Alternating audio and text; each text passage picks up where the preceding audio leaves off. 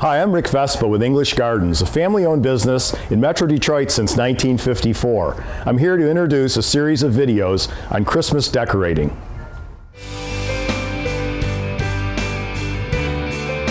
Hi, I'm Rick Vespa here with some tips on lifelike tree setup, care, and storage. You always want to work with the trees plugged in. I want to point out that this tree was already set up, so this would be like we'd already stored it for a season, but the ones coming out of the box are very similar. They're usually wrapped row by row, and so if you take them apart or gradually let the rows fall down, it's easier to work on shaping. So here I still have one row that's been captured by the strap, and this makes it easier for me to shape this row of branches.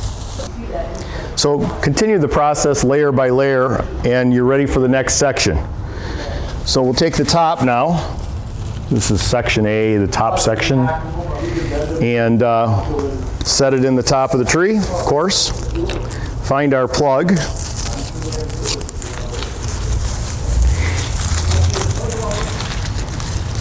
And then gradually, again, just continue on section by section,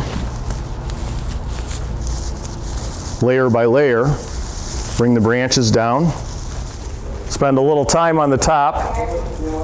Always makes a big difference, blending in the top and the rest of the tree. So once you're finished shaping the tree, it's time to decorate. Just keep this one important tip in mind. If at any time during the season you see any burned out light bulbs, make sure you replace them quickly.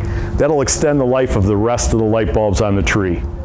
So at the end of the season, it's time to think about taking the tree down and putting it away. And there's some great tips to make sure the tree is put away properly. It'll last longer, it'll look better next year when you bring it out of the packaging.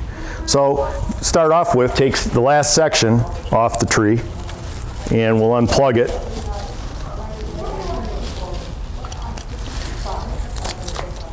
And I like to have people fold these up, not fully, not the way it probably came out of the box, but if you do this, it'll be easy to shape next year, but it'll also protect the tree from what we call matting, and just generally speaking, the branches will look better next year when you bring them out.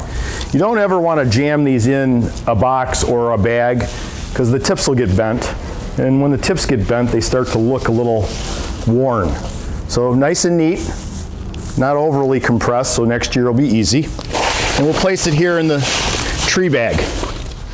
Now what I have here with the bags come these straps.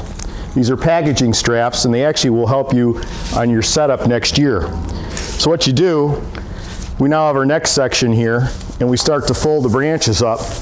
We might use a couple of those straps and wrap it around the tree, and this will hold the branches together for packaging purposes. You've got the branches compressed. Use the strap, that'll help you next year, by the way, and always work with the tree lit. That way you know if you have loosened a bulb, you can fix it right there on the spot. So we'll take you can see the section labeled here, as the other one had A, this is B.